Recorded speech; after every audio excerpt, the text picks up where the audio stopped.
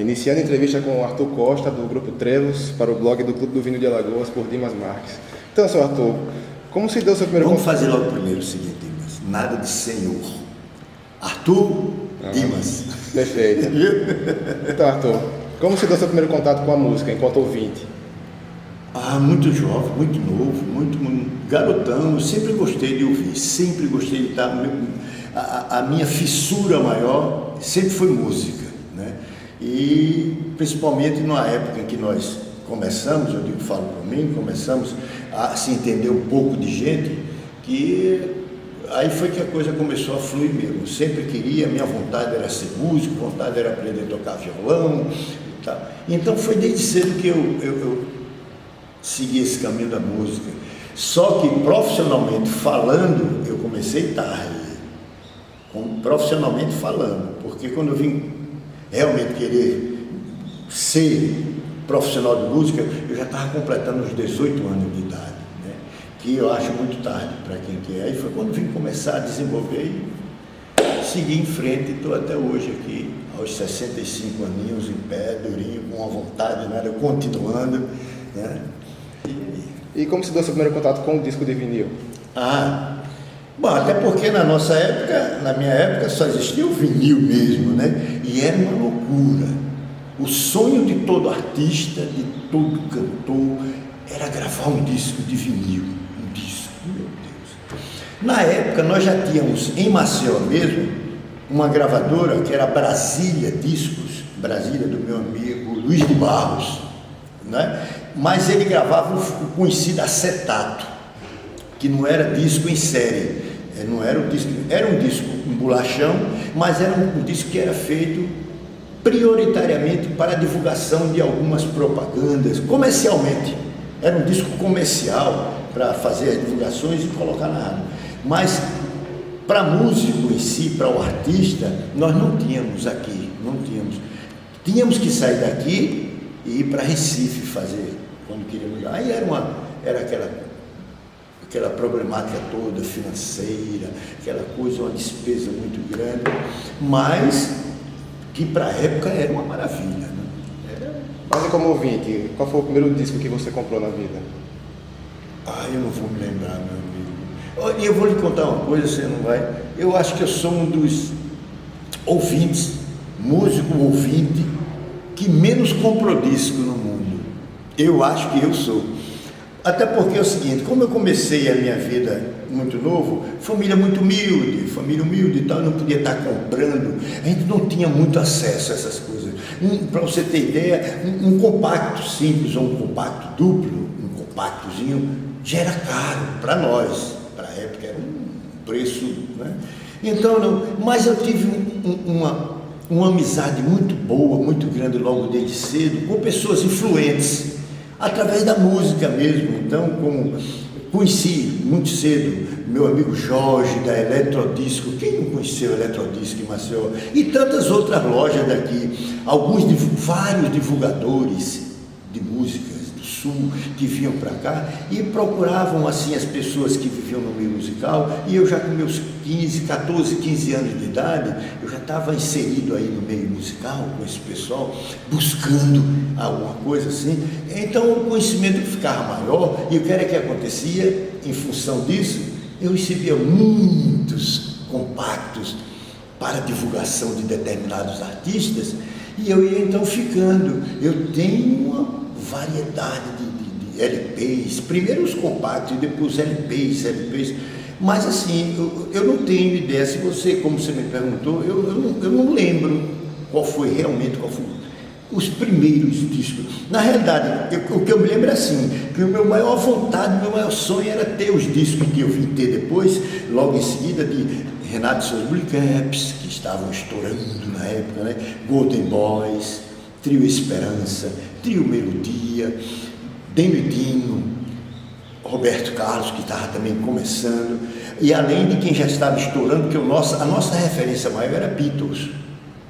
Nossa referência. E foram surgindo outros grupos na época que foram também se acoplando assim esse meio musical, como The Who, aí veio o Led Zeppelin logo depois, e essa galera toda musical. E eu fui assim, então eu me apossei, eu tomei conta, no caso assim, dentro de mim, de vários estilos. Então, eu nem me lembro assim, se disser assim, qual foi, foram vários. E fui pegando, até que me enveredei realmente no meio musical. Você lembra mais ou menos em que ano você começou a tocar? Quando eu vim começar a tocar profissionalmente, digamos assim, para começar a faturar, ganhar algum dinheiro, foi mais ou menos em 1968. Eu estava com meus 16 para 17 anos.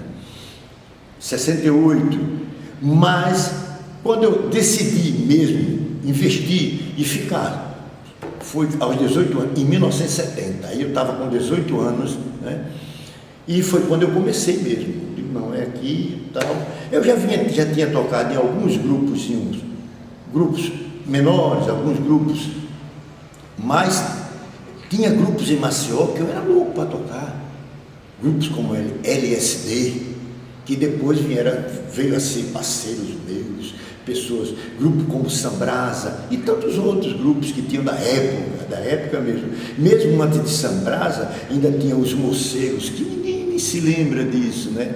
The Black, as bandas que tinham na época, nós tínhamos aquela fissura por nomes ingleses, porque The Beatles, que era The Beatles, então toda banda queria ter o seu nome também conhecido em inglês, que era uma coisa que dava status à banda, né?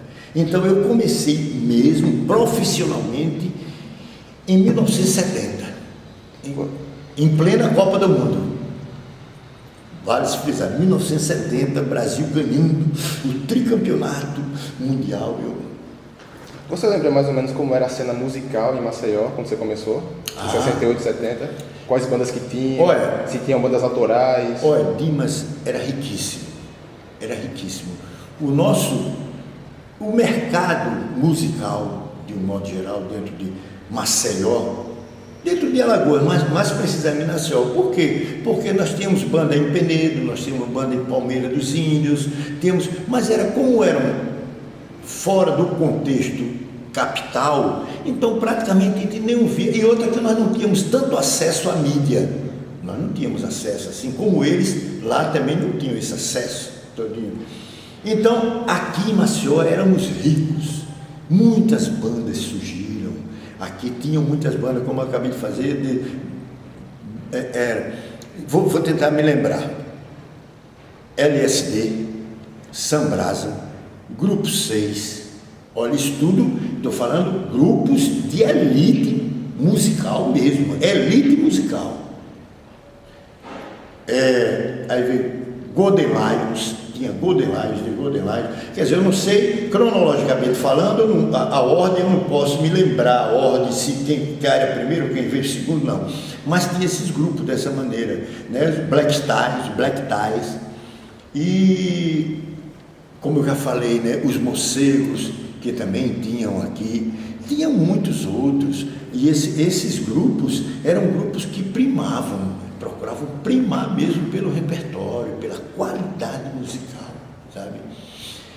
É tanto que o brega da nossa época, falando assim, o brega que nós tocávamos, poxa, hoje se toca eles com músicas de elite. São coisas que não vão morrer nunca, não morrem nunca.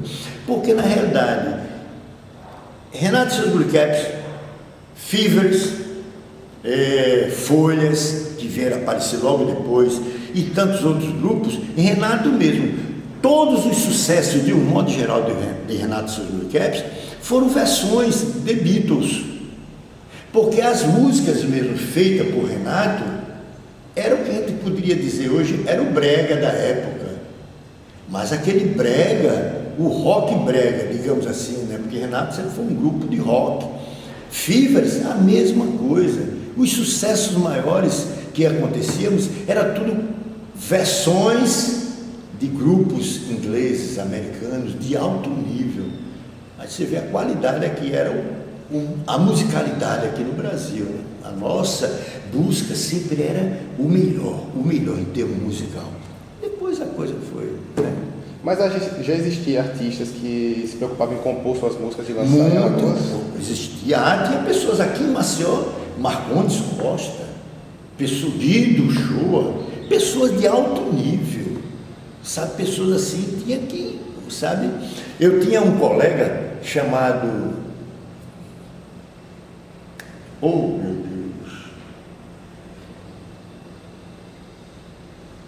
Deus, eu não me lembro, eu sei que nós chamávamos ele de Tião, mas o nome dele não era Sebastião, como de costume se é, né? Eu não me lembro bem, uma vez disse, esse cara, que eu não sei, não sei se pela época, eu como já estou com 65, na época ele era, eu acredito que uns 15 a 20 anos mais velho que eu, já era, eu na faixa dos 17, 18 anos, ele já tinha os seus quase 40 anos, mas olha que aquele camarada tinha músicas maravilhosas, compositor, sabe, Dimas, daquele que todo mundo queria, mas ele tinha uma coisa, ele não tinha interesse em colocar as músicas dele, em comercializar as músicas. Então eu queria me lembrar o nome dele, porque talvez tenha pessoas que já gravou músicas dele e tantos outros. Eu falei Marcondes é a sua idade, Marcondes, sabe? Pessoas que você abre esses discos aqui, você vê os compositores que estão aqui, que você vê nesses bolachões da nossa época, são coisas maravilhosas, são compositores, sabe, de alto nível, então tinha muita gente. Eu sempre fui um compositor, mas a minha média sempre foi meia, sabe, aquela, eu procurei sempre fazer aquilo mais popular. Por quê? Porque como banda de baile, eu sempre comecei com banda de baile, a gente tinha que fazer, tocar e colocar para o pessoal receber para eles aquilo que mexia, que dançava, que tá entendendo? Já esse pessoal que nós acompanhávamos nos festivais que nós íamos, era um pessoal que o pensamento deles nunca foi assim, de popularizar, não. Era de mostrar aquela qualidade, como mostraram sempre, aquela qualidade musical, aquela coisa, sabe, se ouve uma música dessa, tem pessoa até de dizer, eu não estou entendendo nada que esse camarada quer dizer. Lógico, a mente ficou um pouquinho, né, perdida aí com o tempo, mas são coisas, letras fabulosas, muito boas, muito. Tivemos compositores e ainda temos hoje aqui em Maceió, temos compositores maravilhosos. E falando em festivais, você chegou a acompanhar os primeiros festivais da UFAL? Sim, fizemos. Aquilo que nós estávamos conversando em off aqui antes de começarmos esse nosso bate-papo, a banda Trevos era muito requisitada, mas muito. Então, era o quê? Era a banda de apoio de determinados festivais. Nós participamos sempre. O DCE, quando fazia um festival, então vinha um convite, logo me convidavam, Arthur, queremos a banda, vamos acertar, tal. Aqui, como na época nós temos material já, e o nosso material musical, que eu digo material humano, que eu sempre procurei primar, né, por uma qualidade boa, e principalmente naquela época que obrigatoriamente o músico tinha que ser de qualidade, tem que estar entendendo, Dimas? Ele não era com qualquer coisinha que você, mesmo você sendo músico, você não se contentava com um pouquinho que você fazia, não, você sempre queria mais, muito mais. Então a gente tinha a banda Trevos, digamos assim, era bem mais convidada a participar desses festivais. Participamos de 2 festivais do DCE, participamos outros festivais que não eram do DCE, mas que a difusora promovia festivais como esse do Pássaro de Prata, a Gazeta também. Nós não participamos da Gazeta, salvo engano, eu não sei, de repente foram tantas apresentações que nós fizemos, né? Mas eu não tenho certeza se nós participamos do Festival da Gazeta, mas da difusora, sim, da difusora do DCE, era a banda Trevos, a gente sempre acompanhava, fomos gravar músicas, né? Isso, inclusive, foram essas participações desses festivais que abriram também a porta para que a gente fosse gravar o nosso próprio disco, o nosso primeiro compacto, que fizemos o nosso primeiro compacto, quase ninguém sabe, mas nós gravamos ele aqui em Maceió, naquela época. Gravamos na Rádio Palmares, nos estúdios da Rádio Palmares, em 2 canais. Quem vai ouvir, se você deve ter ouvido o som, é aquela coisinha bem da época mesmo, da década de 70, começando os anos 70. E logo depois, aí foi que daí partiu, nós fizemos já o nosso segundo, que foi o compacto duplo, e já fomos aí então convidados pela Copacabana, pelo selo Beverly, para lançarmos o nosso segundo e o primeiro compacto duplo aqui. E esses, falando como você me perguntou sobre a questão dos compositores, são muitos, meu amigo. Nós temos muito ainda, muito bons. E falando agora no Grupo Trevos, quando foi fundado e quem fundou o grupo? O Grupo Trevos, ele, na realidade, quando eu fui convidado, eu estava com meus 16 anos de idade, tinha, dentre outros grupos populares em Maceió, grupos de baile, tinha um grupo musical aqui chamado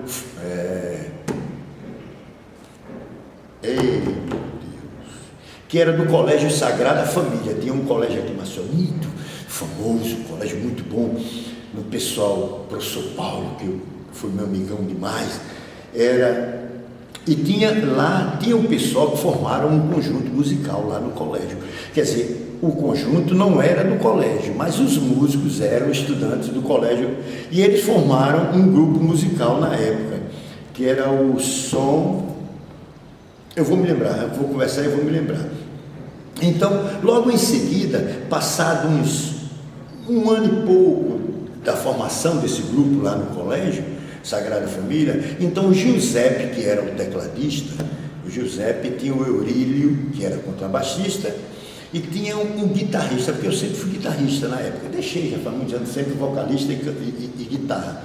E como eu na época eu era um cara que me diferenciava de alguns outros guitarristas, né? Não que eu fosse ótimo, mas eu me diferenciava, tal assim, eles então me convidaram porque eu não queria ir fazer, que na época toda banda tinha 2 guitarristas, um guitarra solo e um guitarra base, que chamavam guitarra base, que era aquele que acompanhava, fazia as harmonias e tal.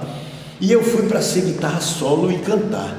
Pronto, então, quando nós começamos a fazer isso, o grupo, de uma maneira geral, foi crescendo mais, né? O nome quase me chega aqui, mas vou me lembrar. E então foi quando eu senti uma necessidade de uma mudança do nome, que eu achava um nome não muito comercial, era um nome que não era muito legal, não pegava muito bem. E foram na época começando a aparecer os convites para tocar nos clubes, Clube Português de Alagoas, contratos para tocar na época no Clube de Regatas Brasil, que tinha grande boate famosa, conhecidíssima, Iate Clube Pajuçara, né? Jaraguá Tênis Clube. E aí precisava então de uma referência nominal. Então o que é que eu fiz? Eu sugeri para o meu pessoal que tocava comigo, vamos mudar, sabe, esse nome, vamos colocar um nome, procurar um nome melhor para essa banda. Mas assim e tal, vamos fazer um sorteio aqui, vamos ver. Cada um vai colocar um nome aí. Então alguém da banda, eu não me lembro bem quem foi, disse Trevos, Grupo Trevos. E eu achei aquilo legal.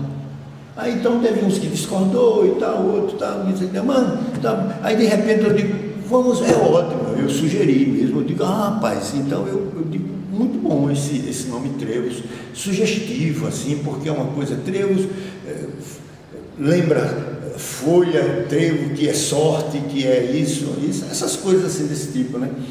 Aí ele disse, eu digo, agora vamos fazer o seguinte, ao invés de a gente colocar Trevos, isso tudo influenciado por Beatles, influenciado por tantas outras bandas, vamos colocar um H aqui nesse Trevos para ficar um nome mais sofisticado, não é um Trevos com O, e a gente faz um H e um U no final para ficar Trevos, que é a pessoa que lê, e ele vai ver também que tem folhas. Então, já tem aí pronto, é resultado. E foi aí que começou, que deu início ao Grupo Trevos, 5 de novembro de 1970. Aí eu sei essa data, que foi em novembro. Esse 5 é meio vago um pouquinho, mas essa data foi que me veio quando eu fui tentar me lembrar que nós fomos fazer a primeira festa de aniversário da Banda Trevos. Eu me lembrei que não, mas foi dia 5, talvez até não tenha sido, mas que foi novembro, com certeza, de 1970. E ficou estabelecido que seria 5 de novembro. É disso aí de onde partiu a Banda Trevos, que vem até hoje sem parar um ano, sem parar um dia de tocar. Mudamos o nome, claro, há 20 anos atrás, né? Passou a ser MAC Quinteto. Eu mudei porque houve uma mudança, ele precisou fazer mas fazendo sempre o mesmo que a banda fazia durante os anos todos que nós estamos vivendo aí, entendeu, Dimas? Vocês começaram com o intuito de ser uma banda de baile, né? Tocando cover. Sempre, até hoje, a nossa banda, desde a Banda Trevos até passar para MAC Quinteto, sempre fomos banda de baile. Tá entendendo? Sempre.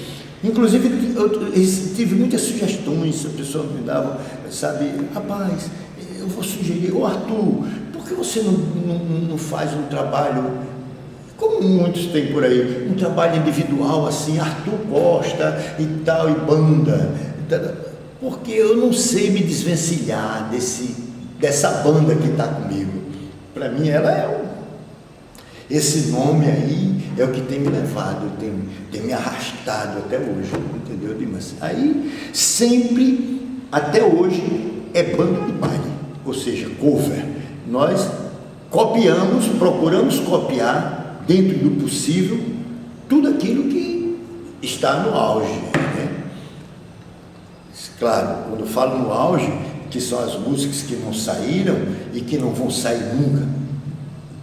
Não é nem de moda, é sair dos salões, esses grandes grupos internacionais, nacionais, blá, blá. Fazemos alguma coisa nova, atual, fazemos sim, aquelas coisas que nós procuramos ver que realmente tem o que se fazer. E a não ser como tem muita gente jovem que gosta muito, quer dizer, nós fazemos sertanejo, fazemos tudo, brega fazemos tudo, só que procuramos peneirar, fazer aquela peneirazinha do que é que deve ser feito, como temos várias bandas aqui em Maceió maravilhosas, que fazem isso tranquilamente, sabe? Bandas, claro, que vieram muito depois da nossa, assim, mas que procuraram seguir, assim, essa linha de baile, né? Tem várias, se eu for citar aqui, tem várias bandas daqui de Maceió que também fazem isso, como a Banda Trevos fez e faz até hoje com a MAC Quinteto. Mas você também é compositor, né? Já compôs músicas com a Banda Trevos. Já, eu tenho várias composições, nunca procurei, desses dois discos mesmo que você está vendo aí, eu tenho composições minhas, eu tenho inclusive no nosso, já pela MAC Quinteto, o nosso volume 3. O nosso volume 3, ou é o volume, eu nem me lembro, porque nós já gravamos 10 CDs, né? Mas o nosso volume 3, quase todas as músicas são de minha autoria. Volume 5, quase todas as músicas são de minha autoria. E foi muito bem aceito. Só que é aquela coisa, a nossa banda, como é de baile, todas as músicas vão se dissipando ali, naquele meio, e para mim é maravilhoso, sabe? Para mim é ótimo. Menos espero, eu estou vendo alguém tocando a banda, uma música que é minha, mas talvez ele nem sabe que aí está entendendo, e assim a gente vai levando. Mas eu gosto, sempre gostei de compor, de fazer. Fiz músicas para carnaval na época, mas nunca procurei divulgá-las, difundir, porque o meu negócio é estar fazendo bailes, Mas você chegou a lançar alguma música e tocar nos shows da Banda Trevos nos anos 70? Ah, sim, nos anos 70, e desses discos mesmo, desses 2 compactos aqui, nós tivemos música que, como o mestre, tocou demais das rádios, tocou muito. Tem música, essa música aqui, Toque o Bonde, poxa, meu amigo, tocou, mas tocou mesmo, não é tocar de um dia só, 2 não. Para você ter ideia, assim, como era, Nós, quando fazíamos, como num contrato desse que nós fizemos com a Beverly, eles nos davam 1.000 unidades para nós fazermos divulgação, fazermos um trabalho, fora o que eles faziam. Para você ter ideia, essas 1.000 unidades que nós recebemos na época, as primeiras 1.000 unidades não duraram um mês para serem vendidas, para serem passadas. Então, logo em seguida, eu tive que mandar buscar mais, eu tive que buscar. Então, quer dizer, tem disco desse daqui que está por esse Brasil todo, não sei, em algum lugarzinho, está lá escondidinho ele e tal. Como eu me assustei quando você me mostrou que você tinha adquirido o nosso vinilzinho, né? Esse volume 2 já vendeu já muito mais. Por quê? Porque a época também já era outra. Nesse aqui, que foi de 86, já quando nós gravamos em 86, já foi uma coisa assim que a mídia já estava começando a se atualizar, a se modernizar. Então, para nós foi uma maravilha, né? Foi muito bom. Passamos, fizemos e tocávamos nos bailes, era sucesso. Ainda hoje tem gente que pede, nós vamos tocar, para você ter ideia, essa Toque o Bonde, uma música que tem aqui, essa Toque o Bonde aqui, assim não dá também. Muitas vezes o pessoal chega no baile, a gente tocando com a máquina quinteto, e toca aí, Toque o Bonde, que é um reggaezinho bem gostoso, tá, aquela coisa. E você vê como são as coisas que marcam, né? E é tanto que para isso nós chegamos até hoje, estamos aqui nessa luta, nessa correria gostosa, muito boa, muito bom, muito bom, muito bom, muito bom. Antes da gente chegar nos compactos, com mais detalhes, vamos falar aqui do Pássaro de Prata. Pássaro de Prata. Fala um pouquinho como foi esse festival. Esse festival foi maravilhoso, muito bom, muito bom. Esse festival foi assim uma coisa que a difusora, não era só a difusora, a Gazeta, quer dizer, na realidade quem ia fazer o festival, quem promovia como o DCE tal, tinha a obrigação de fazer uma coisa bonita, até porque os grandes festivais que aconteciam em Rio e São Paulo, era coisa monumental, famoso, né?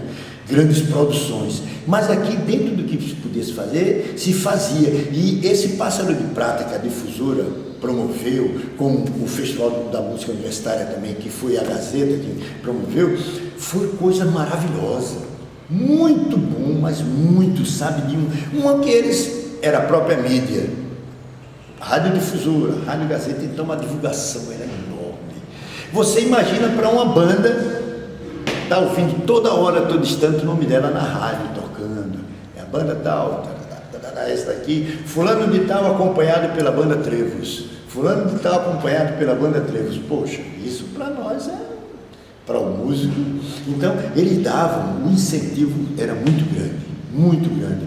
Pessoal da difusora, pessoal da Gazeta, poxa, maravilhosos, sempre foram muito bons. Pessoal da Rádio Progresso na época, Rádio Progresso de Alagoas, que também tinha um grande nome, dava muita força para a gente vivíamos muito unidos com todos esses jornalistas, com os radialistas, era uma maravilha. Chegava o período de carnaval, onde as rádios estavam, era incrível, você vê como muda as coisas, né? Quer dizer, todo Tríduo Momesco, todo carnaval, não era só, isso não acontecia só com a banda Trevos, porque era uma banda que tinha nome, não, era com umas variadas bandas, em todos os clubes estava uma rádio de Maceió, transmitindo o carnaval ao vivo ali, tá entendendo? Então, quer dizer, era uma coisa maravilhosa para a gente, e o festival era a coisa mais, assim, era um grande sonho de todo artista participar do festival, e principalmente desse tipo, onde estávamos lá, acontecendo o festival e a rádio estava transmitindo ao vivo aquele festival. Entendeu, Dimas? Então, quer dizer, a conotação era muito grande, era uma coisa maravilhosa, era uma coisa assim que, sabe, enchia a gente de euforia, de vontade. Quando passava aquele período daquele festival, já estava se pensando, quando é que vai ser o próximo, quando é que vai ser o próximo? Era dessa coisa assim. Aí Rio de Janeiro fazia o festival, São Paulo fazia outro festival, então aqui se aguardava um pouquinho, paravam lá, já sacudiam, faziam aqui, Recife tinha festivais, o Brasil inteiro fazia festivais de música. Talvez tenha sido por isso, talvez não, eu acredito que foi, sabe? Em que o período mais rico que esse Brasil teve, musicalmente falando, em termos de cultura, foi o período dos festivais. Esse sim, subiu, alavancou, colocou, sabe, o Brasil cultural lá em cima. Meninos jovens, garotos, com a cabeça, sabe, fervendo, efervescente, tudo para colocar para fora seus ideais, suas vontades. Aí aproveitava os festivais aí.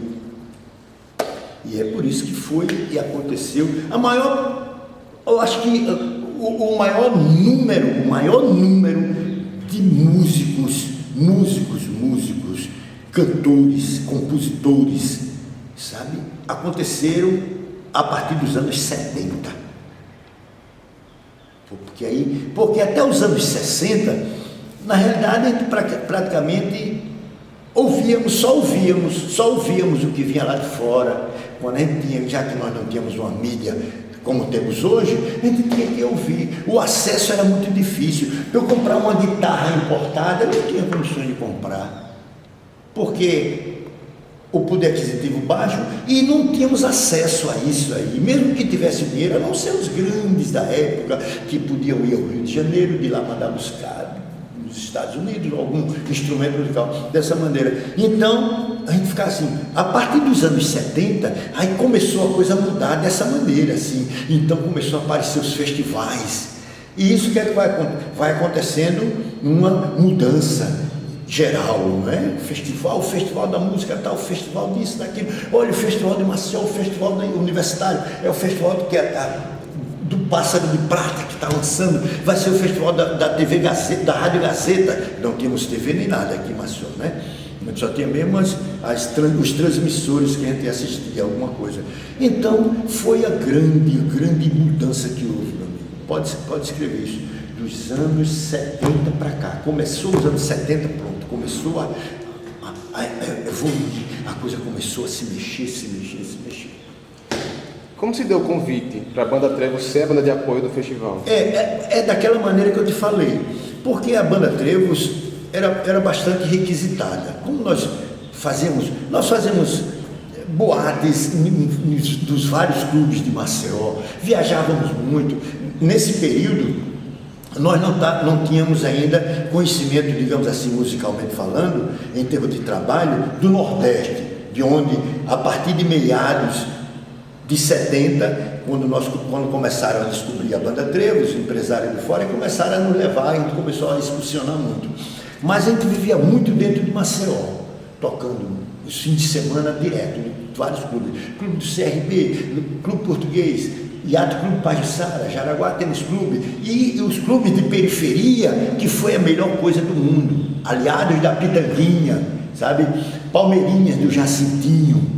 Coisas que muita gente nem sabe que existia isso, sabe? Era Aliados que tinha no Trapiche da Barra, clubes assim, sabe? Independente. Olha, então tinha coisa dessa que fez com que a Banda Trevos fosse crescendo. Então o que é que acontece? Quando eu menos esperei, recebi o primeiro convite, logo, né? Que era para fazer, primeiro foi para ensaiar com o pessoal, só para dar uma ensaiada com o pessoal, que não estava podendo, certo? Então, como eu tinha tudo lá em casa, tinha aparelhagem, tinha tudo, aí então o pessoal ia ensaiar lá em casa, como depois também passou a ser como os programas de televisões, os primeiros programas que tivemos aqui em Maceió ao vivo, ou TV Gazeta, depois que a TV entrou no ar, com o Pel Marques, com tantos outros, do Estojal, que tinha, antes do Pel Marques ter o Estojal, show, tal, sabe, Jorge Chá, então era a Banda Trevos. Então, quando veio o convite, você vai dar para vocês acompanharem o pessoal? Vamos sim. Até porque eu já sabia que aquilo ali para nós ia ser maravilhoso, né? Ia ser um crescimento. A divulgação, entre aspas, gratuita, que iria ser feita da Banda Trevos. E assim, aí nós fomos. Mas, como eu já conhecia também Marcondes Costa, já conhecia esse pessoal do meio, eles também indicavam, sabe? Porque muitos deles já tinham visto muitos shows, trabalhavam conosco e tal, Guido, show, esse pessoal todo que já nos conhecia, assim, a Banda Trevos, aí indicava para o pessoal, para a produção do festival, olha, chama fulanos assim, chama a banda para acompanhar. Quem tinha sua banda, não. Como Chica Pídio, que tinha a banda Terra, tinha as bandas que eram, aí ficava eles mesmos, mas aí foi quando eles, então, vamos fazer o seguinte, aí, Arthur, então vamos contratar, fazer um acerto para vocês ficarem como a banda de apoio. Quem não tiver banda para tocar, toca com a banda Trevos. Ótimo, maravilha. Então nós ficávamos ali aguardando. O músico tal que via e tinha ensaiado conosco, eu disponibilizava um ensaio, tudo para a gente fazer. Tudo isso. O Guido Shoa contou de uma história de que, uma polêmica na verdade, de que ele tinha sido dado como vencedor do festival com a música Lugar Azul. Mas acabou que foi um engano. Eu não sei como foi que aconteceu aquilo ali. Quer dizer, para todo mundo tinha sido ele, né? Quer dizer, para nós sabíamos que era. De repente já houve, não foi. Como aconteceu agora nos Estados Unidos, no Oscar, em que o cara pegou acho que um envelope trocado, errado, estava com o celular fazendo alguma coisa e esqueceu de o nome de um ganhador, quando na realidade era outro, entendeu? Então aconteceu uma coisa mais ou menos assim parecida. O engano foi brabo. Tu imagina naquela época, entendeu? Guido foi dado como um campeão, foi o grande vencedor. De repente não é mais não. Foi um engano, houve isso, aquilo, aí começa aquele burburinho, aquela coisa toda, que houve chaveco, que houve não sei o quê, blá, blá, blá. Mas na realidade, nem eu mesmo, nem nós que estávamos, porque na realidade a gente não tinha, eu só tinha acesso, nós só tínhamos acesso à parte musical mesmo, o acompanhar os músicos, mas a parte de produção, a parte de organização, eu não tinha. Aí, mas eu me lembro disso aí, que foi vejo, o Guido ficou doente, muita gente, o pessoal que torcia por ele, todos eles, puxa, não é possível uma coisa dessa, isso, tem algum chaveco aí, tem coisa e tal, aquelas coisas que sempre vão acontecendo, né? Não foi legal, não foi muito bom isso, mas aconteceu. E falando sobre o LP, como se deu a gravação das músicas? Aí, pronto, aqui é o seguinte, quando foi feito esse LP, na realidade, nós não fomos para Recife gravar.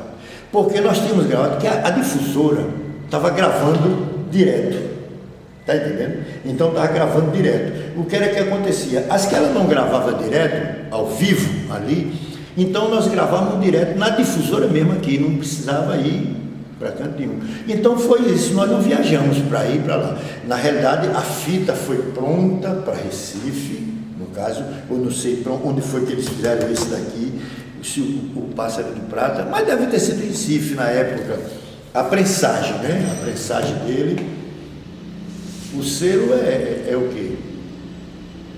A prensagem foi na Tapecá. A Tapecá ela foi fabricada e já depois, a Tapecá, que era Recife, quem fabricava a Tapecá era a de Recife que nós gravamos, porque só tínhamos Recife, que era a Rosenblit.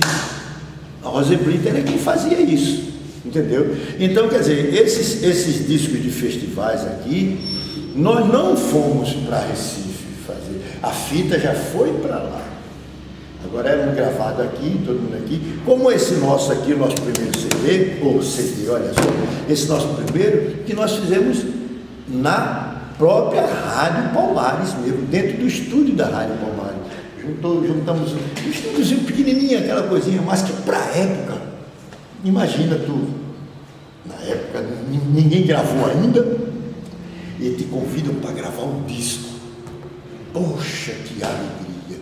Vamos preparar um arranjo, fazer, e pronto, aí fizemos lá. Agora, para ser prensado, aí foi enviado. Eu levei para Recife, levei para Rosenblit na época, já o segundo não. Esse aqui foi gravado lá em Recife mesmo, na Rosenblit. Aí tive que levar a música, fomos todos para lá, passamos 3 dias praticamente dentro de Recife, lá na Rosenblit, gravando. E era naquela época em que a gente gravava, se errasse uma música, ou se errasse um pedacinho, tinha que regravar tudo, tinha que começar tudo de novo. Não tinha essa beleza que hoje até lá em casa mesmo eu gravo, sabe? Eu faço algumas gravações, nossas gravações, faço em casa mesmo. Então, foi assim como se deu esses LPs, né? a fabricação, digamos assim, que a gente chama a prensagem, que ia prensar, vai prensar o disco. E era, na realidade, é uma prensa em que ele já sai dali, entra a melodia, ele já sai o bolachãozinho preto. E sobre o Festival da UFAL, como se deu a participação de vocês como banda de apoio? Não, mas aqui, aí como eu quero dizer, a nossa participação foi mínima nesse festival, que foi da Gazeta, que a Gazeta promoveu. Só que nos festivais da UFAL, da universidade, sem ser esse que a Gazeta promoveu, aqui, eu não me lembro se nós tivemos participação desse daqui.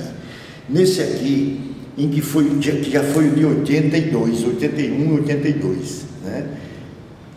O anterior, que esse daqui foi o terceiro, se você vai ver que esse é o terceiro. Na verdade há um erro, esse na verdade foi o quarto festival. Esse já foi o quarto, é isso que eu queria dizer, porque o primeiro e o segundo, aí foi a banda Treus participou, e tivemos um terceiro disco que nós participamos, mas não foi festival, se eu não me engano foi um disco que, eu não sei assim, se foi uma comemoração, parece que houve, uma coisa desse tipo, não me lembro bem se foi festival ou não, que também foi a universidade que promoveu. E nesse disco, eu tenho quase certeza que nós participamos também. Mas nos outros discos que foram de festival, nós tivemos participação, como tivemos nesse Pássaro de Prata aqui, né? Que foi da Difusora. E foi assim. Agora falando dos compactos, né? Como surgiu a oportunidade de gravar o primeiro compacto?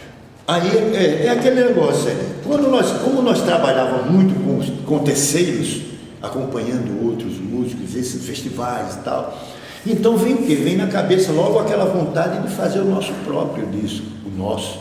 E os nossos fãs, grupos que tem sempre aqueles grupos de fãs que vão aparecendo, porque na época era assim, tinha aqueles grupos que amavam LSD, o outro que gostava era do Sambrasa, o outro do Gold Light, e mas tinha também o grupo da Banda Trevos. A Banda Trevos tinha o seu grupo popular, aquele grupo que... Então eles nos cobravam muito. Aí cobravam, rapaz, vocês, cadê o disco? Porque não grava. Aí pronto, aí foi quando eu comecei a colocar na cabeça. E eu conversando com o pessoal, eu digo, vamos preparar o nosso disco. Esse disco aqui, eu digo, olha, eu vou preparar e nós vamos dar um jeito de fazer esse disco. Porque financeiramente nós não tínhamos condições de fazer na época, por ser difícil, muito demais.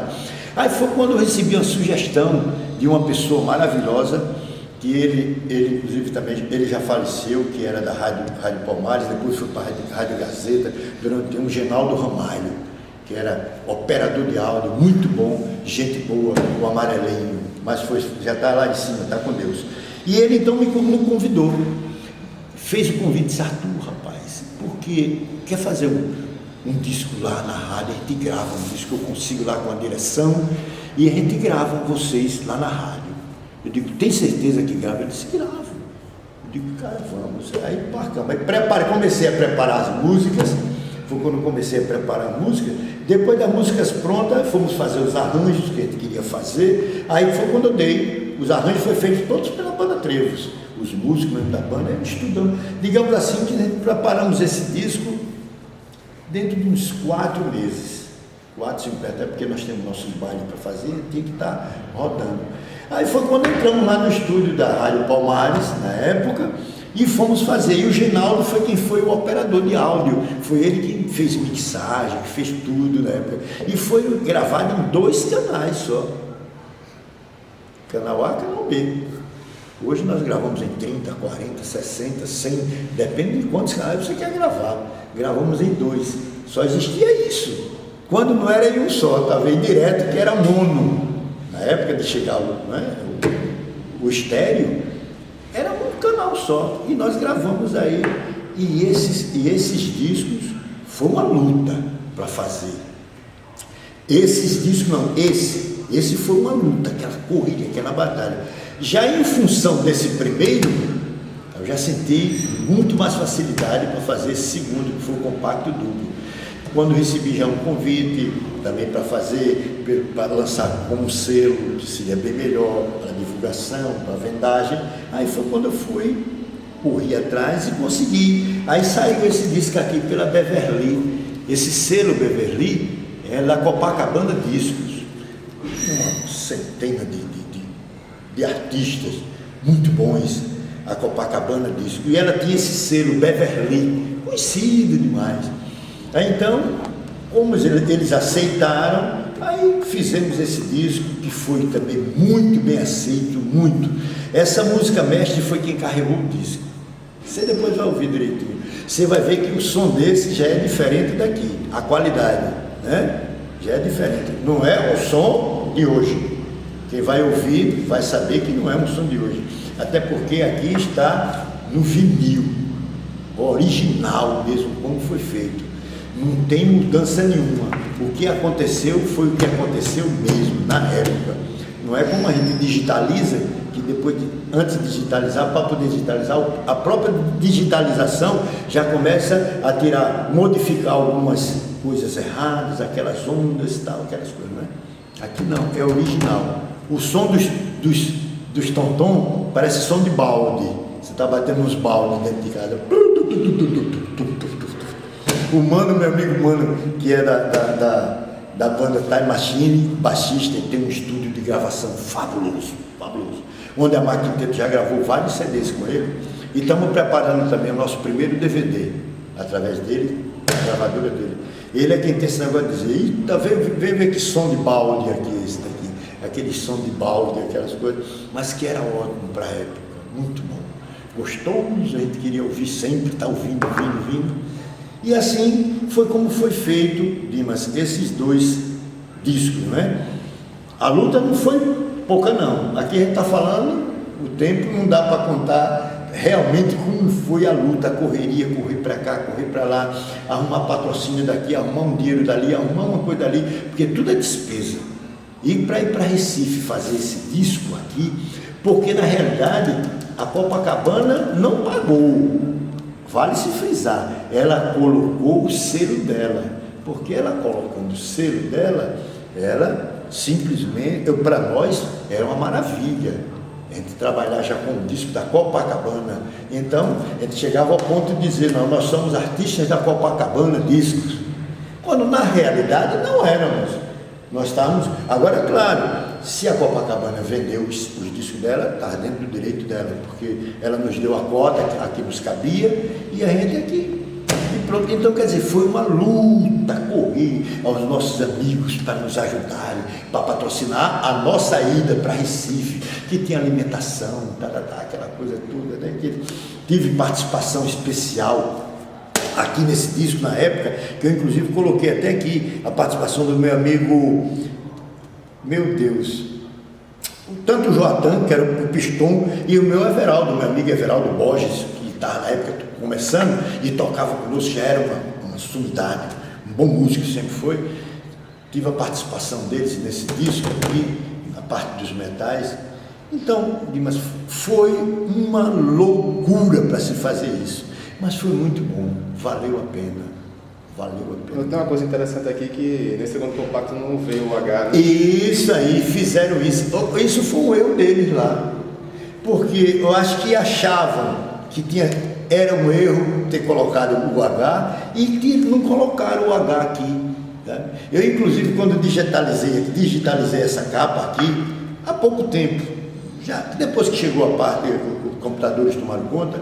Aí eu refiz essa capa, né, lá, e colocando o H, tudo no mesmo lugarzinho. Então, aí teve algumas capas que eu mandei fazer depois, já, né, que já vem com esse daqui. Mas a sua maioria, o original é esse aqui. Claro que a outra, o disco é o original, só que eu tive que fazer essa correçãozinha aqui, que quem olha de primeira até que nem não, mas depois que olha que vê que o nome é um trevo diferente, né? Aí diz, não, está faltando alguma coisa nesse aqui, como você prestou atenção, desse H aqui, tanto na frente como atrás. Não sei porquê, sabe? Depois, aqui, como a ficha técnica sou eu que faço, mano, quer dizer, aqui está certinho. Aí, o nome em cima ficou Trevos. Bom, mas é o mesmo trevo. Você falou que recebeu um convite, né, para gravar o primeiro compacto. No caso, vocês não tiveram custos para gravar? Não, o primeiro compacto não. Na realidade, peraí. Deixa eu frisar bem. Não tive custo de gravadora, de gravação. O estúdio foram 4, 5 dias que a gente gastou para fazer, porque era por etapas, não gastamos nada. O Rádio Palmares foi quem nos cedeu. Agora, a prensagem em Recife, sim, aí eu paguei. Mas aí nessa altura foi muito pouco a minha despesa, porque eu fui sozinho, levei a fita, cheguei lá, acertei, pronto, e vim embora. Paguei e vim embora. E eles enviaram pelo correio para mim, depois que estavam prontas, veio a embalagem. Não, pela transportadora. Veio pela uma transportadora de carga. Aí aqui a minha despesa foi a mínima possível. Mínima mesmo. Não tive, a gravadora não me cobrou um centavo. Que hoje, na realidade, se gasta muito mais. É com gravadora. Não gastei. Aí, no segundo, os custos foram maiores, né? Aqui foi maior, porque nós tivemos que ir direto para Recife, sabe? E, digamos assim, não tivemos, a não ser o nome, Beverly, né, o selo, que valeu muito mesmo, porque passamos a fazer parte do casting da Copacabana, desse selo, Beverly, da época, passamos a fazer parte dele, e houve, porque você sabe, há de se convir, a abertura maior. Se você chega e diz que seu padrinho é Roberto Carlos, chegou esse menino foi o Roberto Carlos que mandou. Mas se o cara dizer assim, o Dimas está vindo aqui que foi o Arthur que mandou, o cara vai dizer, Arthur, que Arthur, né? Pô, rapaz, Arthur, sim, me lembrei. Mas quando o cara diz assim, o Roberto Carlos, qual o Roberto Carlos cantou, o cara, sim, vixe, Maria, esse cara, né? Então era assim, quando nós chegamos, fizemos o lançamento desses discos no Nordeste, quase todo. Nós saímos tocando, que nós rodamos muito. Então, outra coisa também que vale se frisar, após o trabalho desses discos, desses 2 discos, digamos, dos 2, então foi quando começaram a se abrir as portas para o Nordeste, para a banda Trevos. Aí quando apareceu na época, um empresário muito bom, que passei com ele uns 10 a 12 anos trabalhando, King, que é de Caruaru. Eu não sei onde é que King, não sei se está vivo ainda ou não. E King foi a pessoa que nos introduziu nesse Nordeste todo. Aí começamos a rodar, e vale se frisar que, por agradarmos nas festas, nos bares que fazemos, fomos andando esse Nordeste. Então, o que é que aconteceu? Da Bahia até o Maranhão, Banda Trevos rodava direto, fim de semana, principalmente o estado de Pernambuco, E quando fazíamos excursões, que era para o Ceará, Piauí, Maranhão, excursão de 30, 40 dias, passava por lá, por aquelas estradas ali, tocando todo dia, às vezes só descansava um dia na semana. Então, quer dizer, foi graças a um trabalho feito com muita qualidade, com muito medo de errar, mesmo. E assim foi que a gente começou e fomos rodando. Quando eu troquei de nome para Mac Quinteto, aí já foi numa época mais recente, em que a mídia já estava bem diferente. Então, esse nome Trevos nos ajudou a continuar levando a Mac Quinteto por aí afora, né? Sabe? Aí que esse disco que foi o nosso segundo, esse que você está com ele na mão, esse daí, ele está, se eu não me engano, parece que é 86, mas aí foi o lançamento, foi quando foi o lançamento dele, quando ele saiu, que nós gravamos ele mesmo no começo de 85, um ano antes, que aí fica, roda, vai para lá e tem que esperar essa coisa toda, mas quando ele saiu, foi no ano de 86. Esse daqui já foi. Esse saiu em 83. Esse foi em 83. Nós fizemos ele em 82. Não, esse daqui foi feito em 81. A gravação da fita desse daqui foi em 81. Mas 2 anos depois foi que nós viemos ter condição de levar material, de conseguir grana e tal, para ir para Recife. Imagine como era a dificuldade da época, né? Aí saiu em 83, esse daqui, ele não tem a data aqui, mas eu tenho a data em casa dele. Esse já foi fabricado na Rosenblit, né? Esse foi Rosenblit. Todos dois. Esse aqui diz que foi gravado e fabricado no Som, Indústria e Comércio. Mas Bernardo do Campo. Não, mas não foi. Eu não vou. Muita gente acha que foi. Mas esse daí, ele foi preparado, todinho também, foi prensado na Rosenblit. Agora, eles colocam aí, porque fazer a média deles e tal, mas não foi. Não foi, não. Foi na Rosenblit, foi feito em Recife. Isso aí. E como se deu a distribuição dos 2 compactos? Como era vendido? Isso aqui é como se fosse não, foram produções independentes. Só que esse daqui veio com selo, onde eles distribuíram para eles por lá e nos deram uma cota de 1000 discos, os primeiros 1000. Aí vendemos, passamos, depois peguei mais 1000, vendemos todos também, aí pedi mais 2000 discos, né? Formou 4000 discos desse daqui.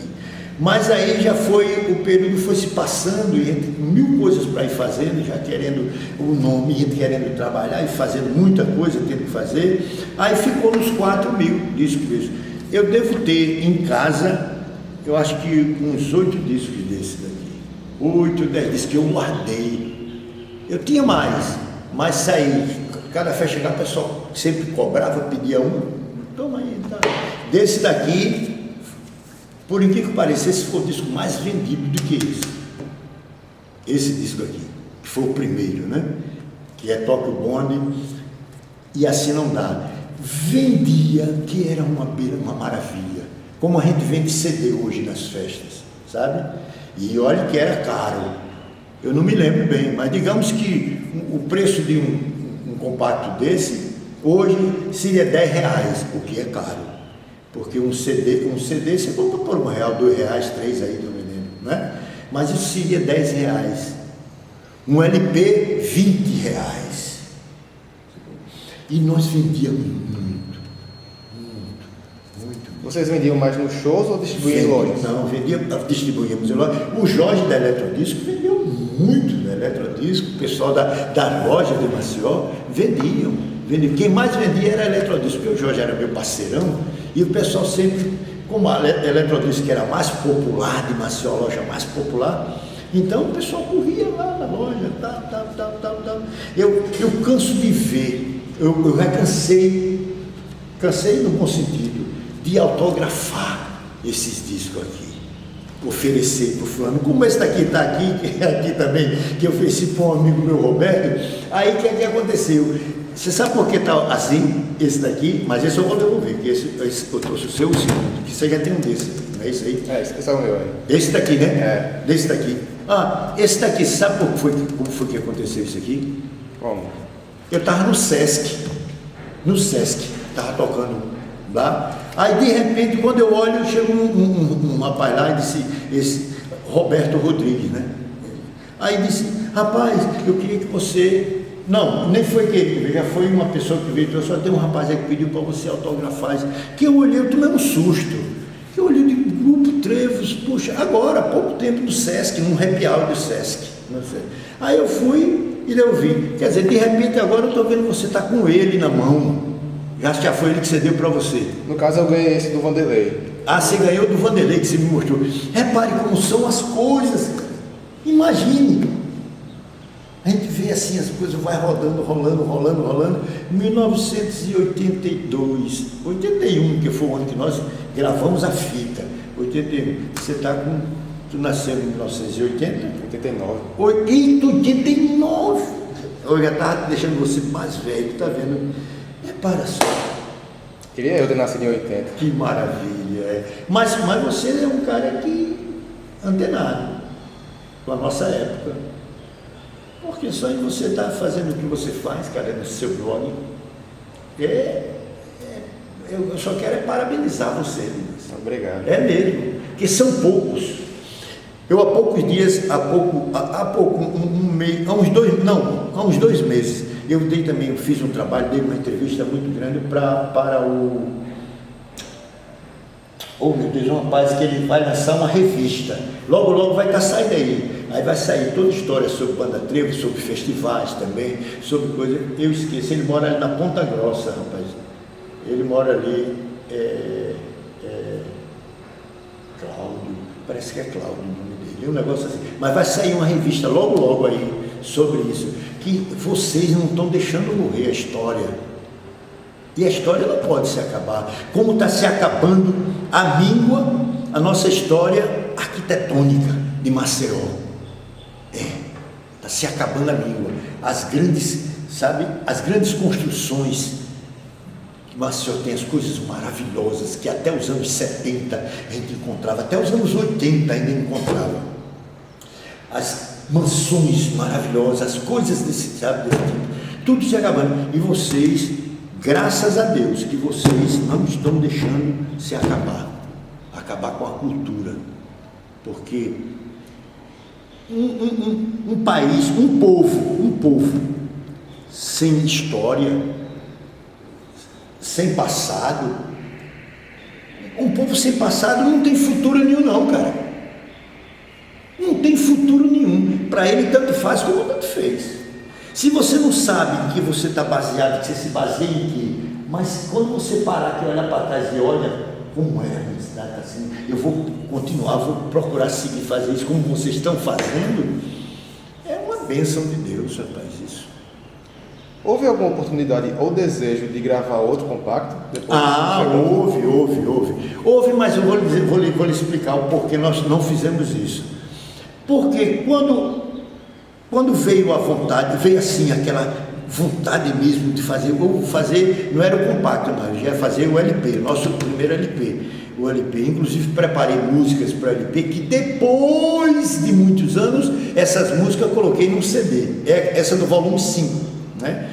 Aí, o que é que aconteceu? Como nós já estávamos na década de 80, a coisa começou a correr, a mídia começou a se modificar, as coisas, o acesso à mídia nosso ficou mais evidente, a gente teve mais possibilidades, então começamos a correr, de repente começou a mudar as coisas, quer dizer, a fita cassete que nós gravávamos para o baile, a fita cassete que a gente gravava para vender no baile, já não era tão procurada, porque o pessoal já começava a falar, que está vindo aí, rapaz, tem um tal de um CD que estão fazendo aí, não, o MD, que era o MD, o mini disco, e vamos gravar, vai ser no mini disco, vai ser no MD, vai ser isso aqui, aí daqui a pouco lá vem isso, de repente surge o CD, caro demais, muito caro, e a gente, temos que preparar, peraí, vamos esquecer esse negócio que isso aqui,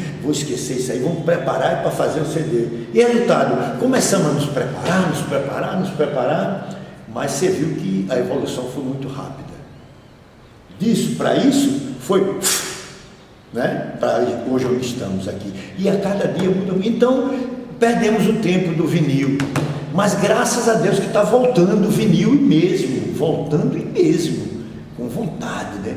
E com a qualidade atual, que não seja qualidade digital, que seja qualidade vinil mesmo, né? Vai ser uma maravilha, está sendo uma maravilha isso aí, sabe? Muito bom, vai ser não, já é muito bom. Só esse pensamento que os grandes homens tiveram aí em colocar em evidência de novo vinil, já foi bom, mas a vontade nossa de fazer o LP era muito grande, fazer o LP, mas aí daqui a pouco, em tempo recorde, o LP foi sendo, sugado, ficando um pouquinho esquecido e tal, o CD foi chegando, e tá aí, chegou ao ponto de que está hoje. Qualquer canto, você dentro de casa, você faz o seu CD, faz seu negócio, sua história, né? Outra coisa também, quando a mídia entrou, foi uma boa, aí veio o Orkut, né?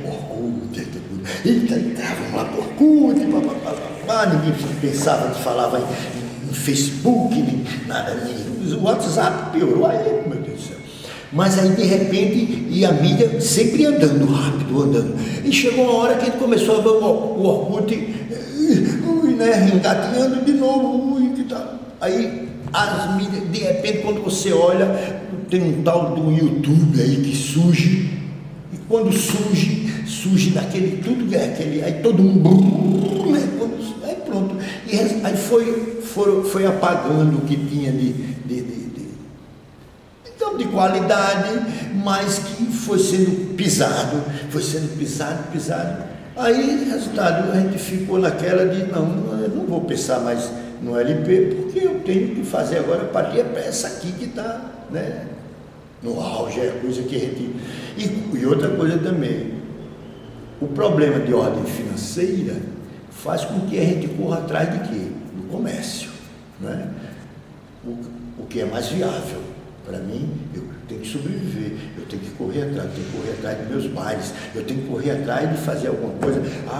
O CD é mais rápido para fazer, é mais prático, eu vou ganhar dinheiro, então eu vou fazer ele.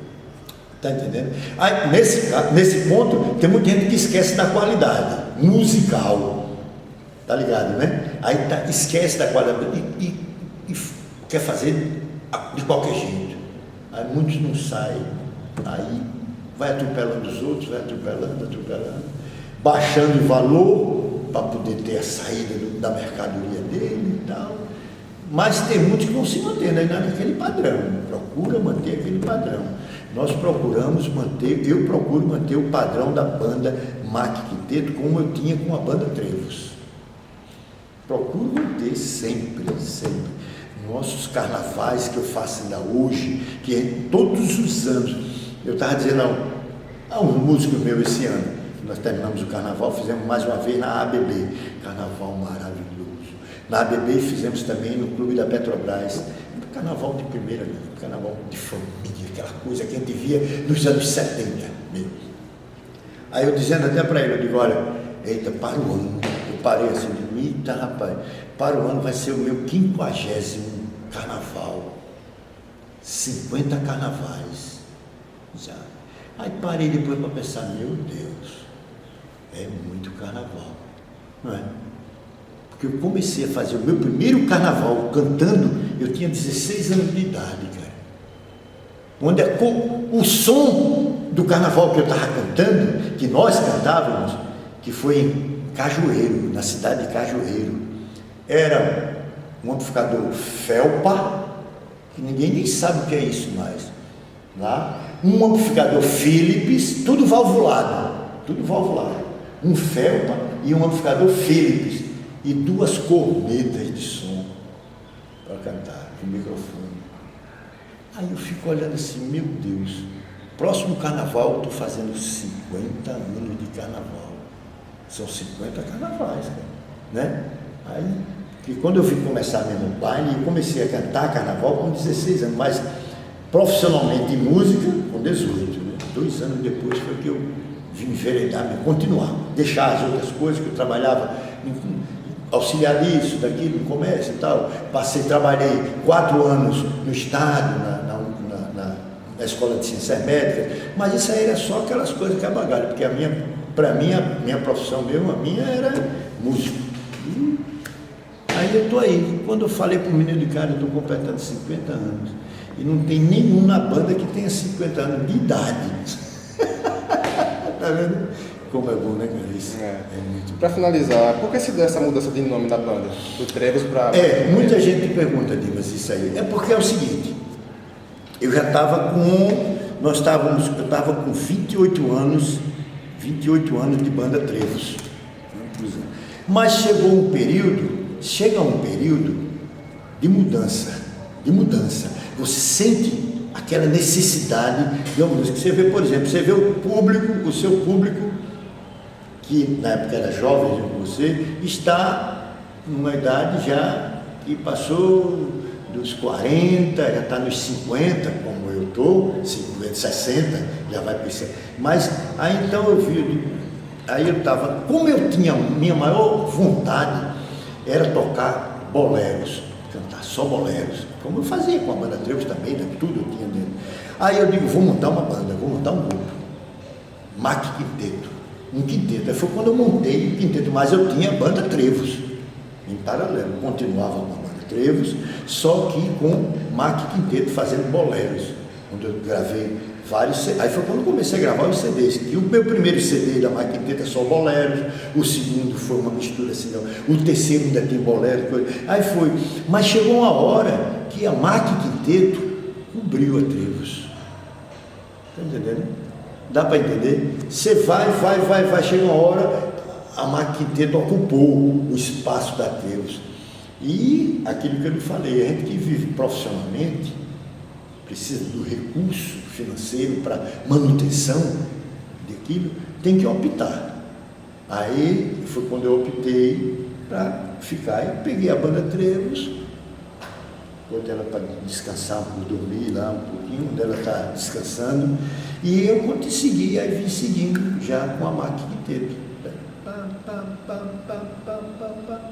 E continuei. Então, na realidade, a mudança do nome foi em função disso mesmo, essa necessidade, porque a Mac Quinteto cobriu. A banda Trevos foi ficando esquecida em função da Mac Quinteto começar mesmo a crescer. Graças a Deus que tem sido bom até hoje, tudo que tem feito. E melhor, antes que eu esqueça, e melhor ainda é encontrar pessoas como você. Assim, menino jovem, garotão, que tem uma cabeça ávida por coisas de qualidade, por coisas boas, que é o nosso tempo, que já passou. Digo nosso, quando eu falo, não é o seu nome, o nosso, meu, que ficou lá atrás, mas que nós podemos, como você, resgatar isso aí, não deixar morrer. Com certeza. Isso aí, para mim, é a melhor coisa do mundo.